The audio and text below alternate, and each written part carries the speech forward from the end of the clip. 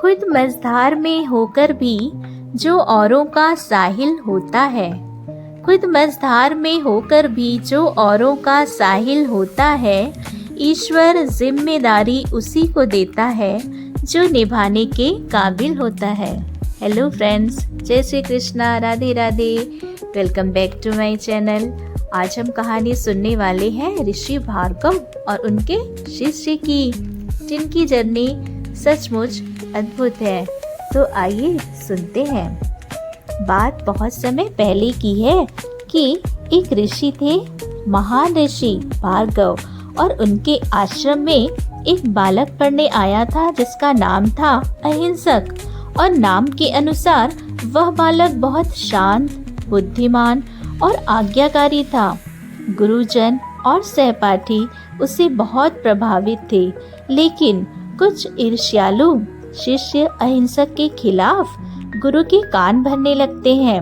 उन्होंने गुरुदेव को ये गलत इन्फॉर्मेशन दी कि अहिंसक आपकी पत्नी पर कुदृष्टि रखता है गुरुदेव। तो उनके गुरु को पहले तो विश्वास नहीं हुआ, पर धीरे धीरे झूठी बातों का जाल इतना फैल गया कि उन्होंने क्रोधित होकर अहिंसक को आश्रम से ही निकाल दिया और श्राप दे दिया, जा तू अब नरसंहार करेगा। अपमान और अन्याय से आहत अहिंसक जंगल में चला गया और वहीं एक खूंखार डाकू बन गया। उसका एक अजीब नियम था, वह हर एक को मारता और उनकी एक उंगली काटकर माला में पिरोता। इस कारण उसका नाम अब अंगुलीमाल पड़ गया। तो अंगुलीमाल का नाम सुनते ही अब लोग कांप उठते। राज्य का कोई भी मार्ग सुरक्षित नहीं था। एक दिन भगवान बुद्ध उसी मार्ग से निकल रहे थे, तो गांव वालों ने उन्हें रोका, उधर मत जाइए, वहां अंगुलीमाल रहता है। तो बुद्ध मुस्कुराए। उन्होंने कहा, जो सत्य के मार्ग पर है उसे कोई डर नहीं। जब अंगुलीमाल ने बुद्ध को आते देखा तो हैरान रह गया, ये कैसे नहीं डरे। वह उनकी ओर तलवार लेकर दौड़ता है, लेकिन बुद्ध शांत भाव से चलते रहे। अंगुलीमाल चिल्लाया, रुक जा साधु। तो बुद्ध बोले, मैं रुक गया हूँ, अब तू रुक अपने हिंसा के मार्ग से। ये शब्द अंगुलीमाल के हृदय में तीर की तरह लगे। उसने पहली बार अपने कर्मों पर सोचा। उसकी आंखों में आंसू आ गए।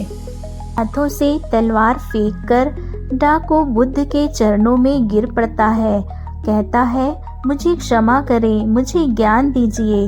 बुद्ध ने अंगुलीमाल को उपदेश दिया, दीक्षा दी। अब वही अंगुलीमाल जो पहले हजारों को मार चुका था, एक शांत भिक्षु बन गया, दया और प्रेम का प्रतीक। तो ये कहानी हमें सिखाती है कि कोई व्यक्ति जन्म से बुरा नहीं होता, परिस्थितियां उसे वैसा बनाती हैं, लेकिन सही मार्गदर्शन और आत्मबोध से कोई भी बदल सकता है। अंगुलीमाल की कहानी आपको कैसी लगी, हमें कमेंट में बताइएगा। वीडियो को लाइक कीजिएगा, चैनल को सब्सक्राइब कीजिएगा और फैमिली फ्रेंड्स के साथ शेयर कीजिएगा। Thanks for watching.